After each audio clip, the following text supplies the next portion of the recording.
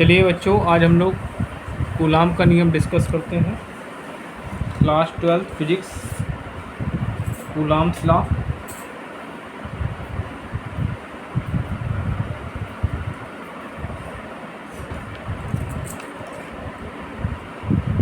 Coulomb law.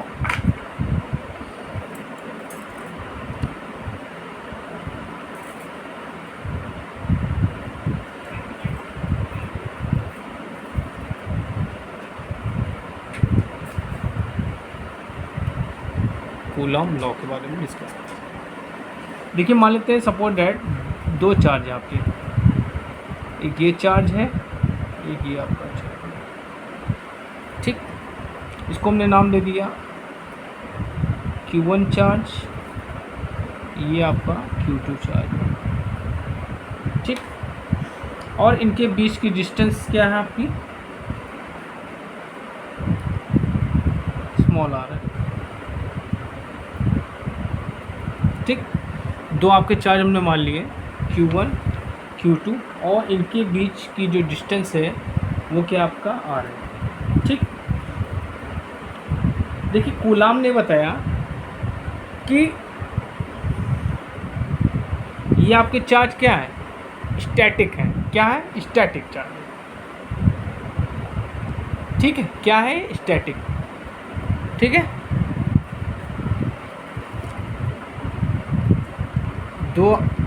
दो static charge के बीच में लगने वाला फोर्स। ठीक,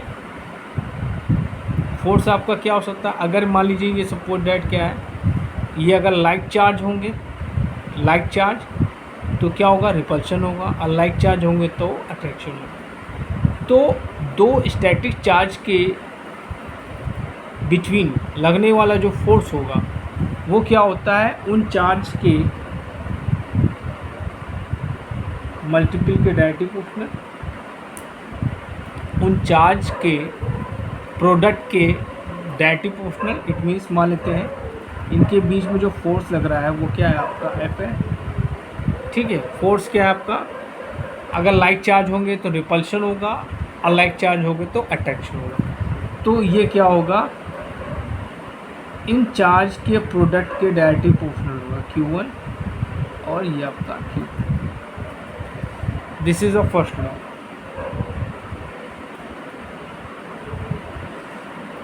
दूसरा चेक क्या है कि जो फोर्स होगा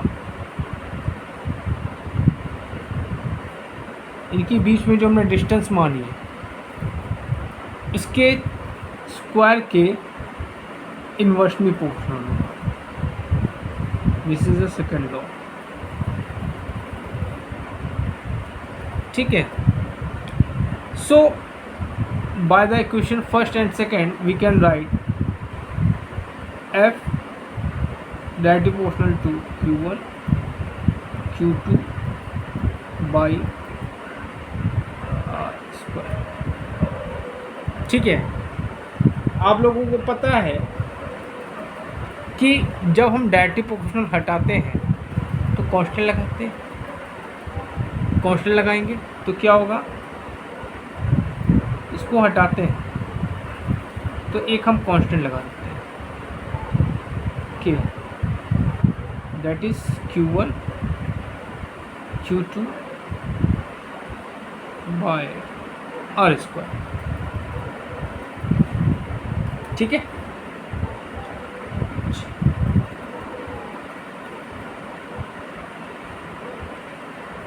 ठीक है, इसको क्या बोलते हैं?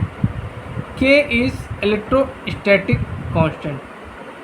इसको बोलते हैं इलेक्ट्रो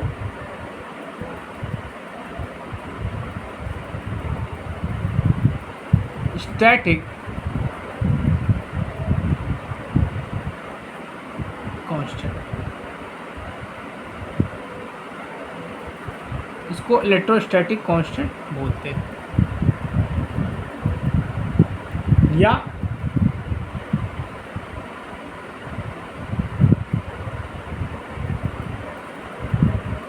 ठीक है,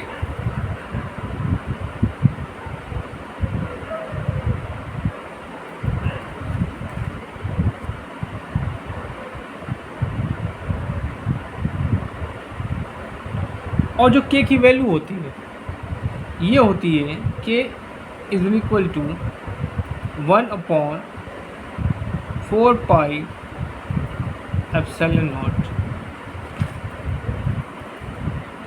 ये होता है आपका 9 इंटू 10⁹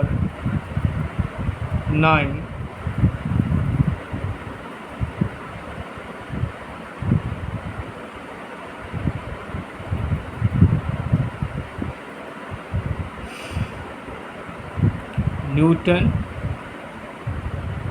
मीटर स्क्वायर पर coulomb square. Okay.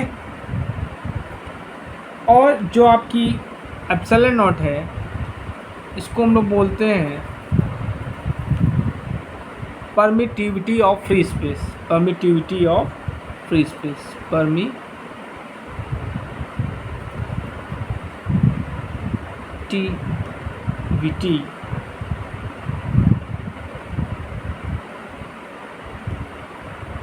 Of free space.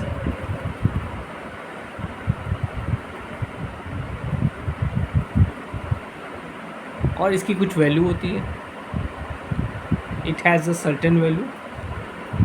What?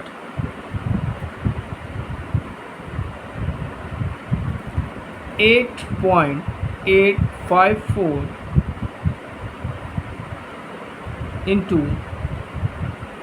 10⁻⁻12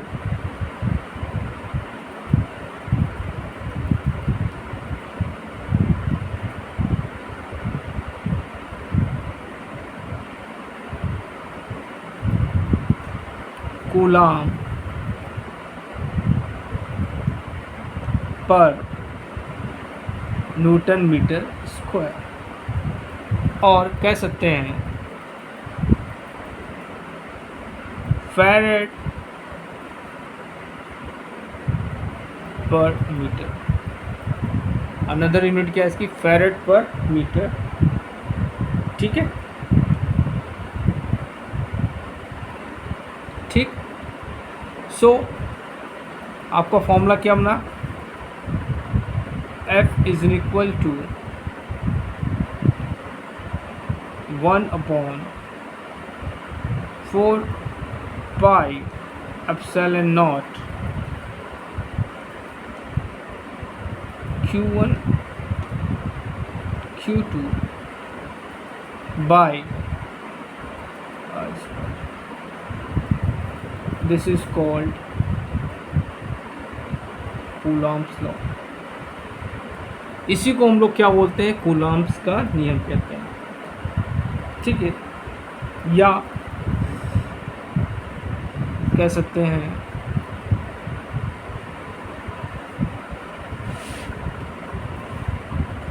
F is equal to 9 into 10⁹9 Q1 Q2 by R square.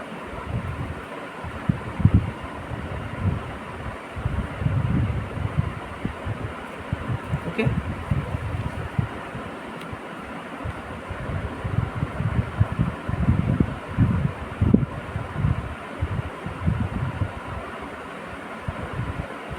अगर आपसे कहा जाए कि इसको वेक्टर फॉर्म में लिखा जाए तो क्या होगा?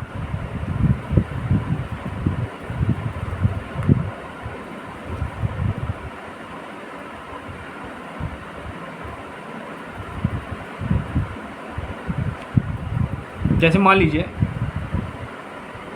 ये आपका Q1 है, ये आपका Q2 है, Q1 Q2।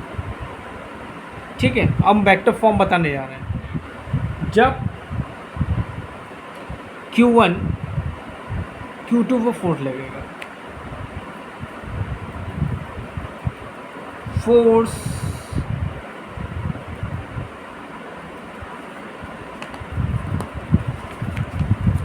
On charge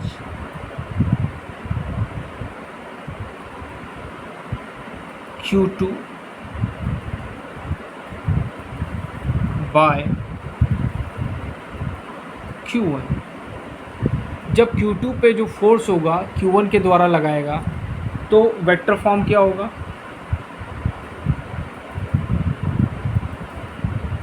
F21 vector is equal to K times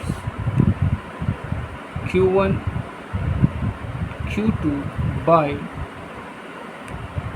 R square R।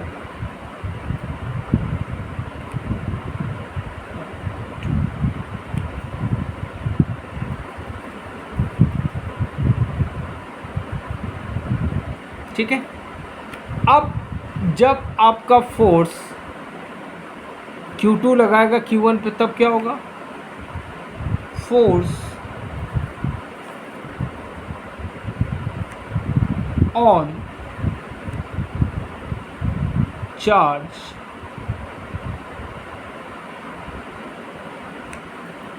Q1 bye Q2, तब फॉर्मूला क्या होगा फोर्स का,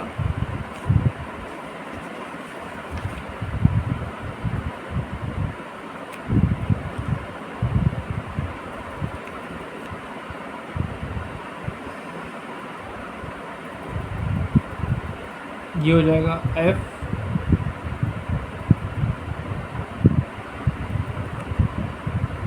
equal to K times Q1 Q2 by R square, ये आपकी